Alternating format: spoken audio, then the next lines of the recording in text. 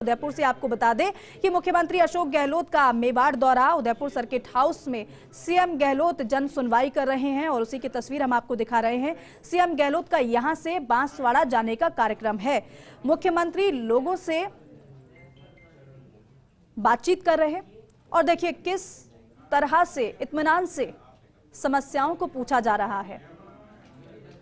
और दरअसल ये समस्याओं के समाधान करने का बेहतर तरीका होता है जब सूबे का मुखिया खुद लोगों की शिकायतें सुनता है और साथ ही साथ शिकायतों का निवारण भी करवा दिया जाता है।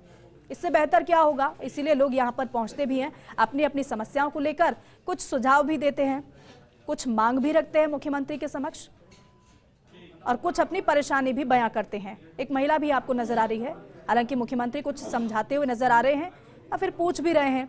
हालांकि फीडबैक, सुझाव इसी दौरान मुख्यमंत्री लेते भी हैं। अब तो क्योंकि बजट भी आने वाला है और मुख्यमंत्री ने सभी से कहा है कि आप अपने सुझाव हम तक पहुंचा सकते हैं जिससे आपकी जरूरतों के हिसाब से हम बजट ला सके।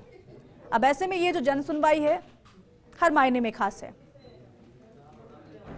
बड़ी संख्या में लोग अपनी परेशानियों को लेकर, अपनी दिक्कतों को लेकर पहुंचे हैं और वहां पर देखिए प्रशासनिक अमला भी मौजूद है। जवाबदेही साथ की साथ ली जा रही है।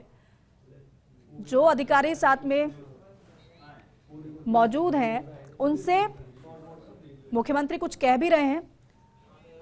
और रवि मेरे सहयोगी हमारे साथ जुड़ गए हैं। रवि, हम देख रहे हैं मुख्यमंत्री जन सुनवाई कर रहे हैं, लोगों की समस्याओं को वो जान रहे हैं। बिल्कुल, देखिए मुख्यमंत्री जब भी उदयपुर होते हैं और सर्किट हाउस में, चाहे सुबह का समय हो या फिर शाम की बात हो, अगर लोग अपनी परिवेदनाएं लेकर पहुंचते हैं तो जन सुनवाई जरूर करते हैं। और यही वजह है कि आज जो है बांसवाड़ा के गांगड़ तलाई में जो कार्यक्रम है वहाँ रवाना होने से पहले मुख्यमंत्री यहाँ जन सुनवाई कर रहे हैं। काफी तादाद में सुबह से ही लोग जो हैं वो यहाँ पर पहुंचना शुरू हो गए थे। आम लोग आए हैं, अलग अलग संस्था, संगठन, समाजों से जुड़े हुए लोग हैं और अपनी अपनी परिवेदनाएं लेकर यहाँ पर आए हैं। अपनी समस्याएं जो है वो मुख्यमंत्री के समक्ष रख रहे हैं। और देखिए सबको एक विश्वास होता है और उस विश्वास पर जब कोई व्यक्ति खड़ा उतरता है तो लगातार लोगों की संख्या में इजाफा होता है अपनी समस्याओं को लेकर। और प्रदेश के मुखिया हैं और उनकी जो संवेदनशीलता है वो जग जाहिर है कि किस तरीके से आम जनता के बीच जब होते हैं तो जनता के बीच पहुंचकर उनकी समस्याएं जरूर सुनते हैं, उनसे हालचाल जरूर जानते हैं। कल भी जब वो उदयपुर थे तो अलग अलग जगहों पर, चाहे फतेह सागर की पाल पर से जब निकल रहे थे तो काफी तादाद में लोग यहाँ मौजूद थे। उनसे उन्होंने इंटरेक्ट किया, अपनी सरकार की योजनाओं के बारे में भी फीडबैक लिया और उनकी समस्याएं भी सुनी। और अभी भी फिलहाल यहाँ पर जो तमाम लोग आए हुए हैं, जैसा मैंने बताया कि अलग अलग संस्थानों से हैं, अलग अलग संगठनों से हैं, अलग अलग समाजों से हैं, इसमें कर्मचारी हैं और भी जो दूसरे लोग हैं, वो तमाम लोग अपनी अपनी समस्याएं लेकर पहुंचे हैं। और मुख्यमंत्री जो है हर एक से इंडिविजुअली उनकी समस्या सुन रहे हैं। और देखिए जो आप ये विजुअल्स भी देख पा रहे होंगे कि पूरा समय दे रहे हैं। साथ में जो शीर्ष प्रशासनिक और पुलिस के अधिकारी हैं वो यहाँ पर है, उनसे भी इस बात को सीधे ही जो है क्लियरिफाई कर रहे हैं। अगर कोई समस्या है और यहीं की यहीं अगर वो सॉल्व हो रही है तो सीधे तौर पर निर्देश बिल्कुल हम देख रहे हैं रवि। और देखिए ये जवाबदेही भी साथ के साथ ले रहे हैं मुख्यमंत्री। अभी एक व्यक्ति से वो कुछ पूछ रहे थे, वो व्यक्ति इत्मीनान से काफी समय से मुख्यमंत्री को कुछ बता रहा था। हालांकि एक महिला से मुख्यमंत्री अब बात कर रहे हैं, सुन रहे हैं उसकी समस्या को। और साथ ही साथ हमने देखा कि जो अधिकारी साथ में मौजूद है उनसे मुख्यमंत्री ने कुछ कहा भी है, निर्देशित भी किया है। तो जवाबदेही साथ के साथ ली जा रही है।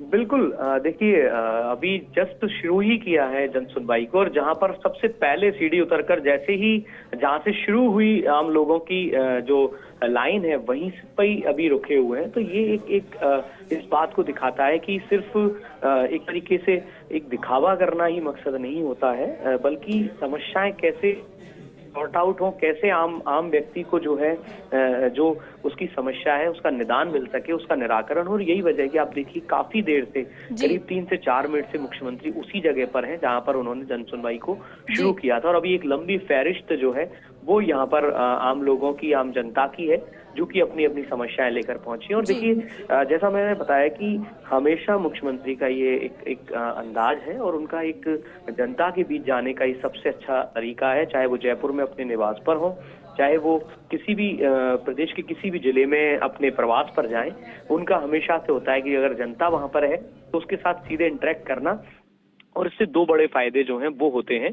पहला बड़ा फायदा ये कि जनता की जो समस्याएं उनका सीधे तौर पर निदान होने से सरकार के प्रति जो प्रतिबद्धता है आम जनता की, सरकार में जो विश्वास है वो बढ़ता है। और दूसरी बड़ी बात ये कि खुद मुख्यमंत्री कई बार जो जनता है, आम लोग जो हैं, उनसे फीडबैक भी लेते हैं कि जो सरकार की योजनाएं हैं उनका क्या उनको फायदा मिल पा रहा है, क्या वो योजनाएं उन तक पूरी तरीके से पहुंच पा रही हैं, क्या अधिकारियों का रवैया उनके प्रति ठीक है। तो ये जो तमाम चीजें हैं वो जन सुनवाई ही एकमात्र ऐसा माध्यम है जिससे कि सीधे तौर पर जनता और जनता का चुना हुआ मुखिया दोनों एक दूसरे के सामने हो और एक दूसरे की बातें सुने, एक दूसरे से अपनी बातें कहें।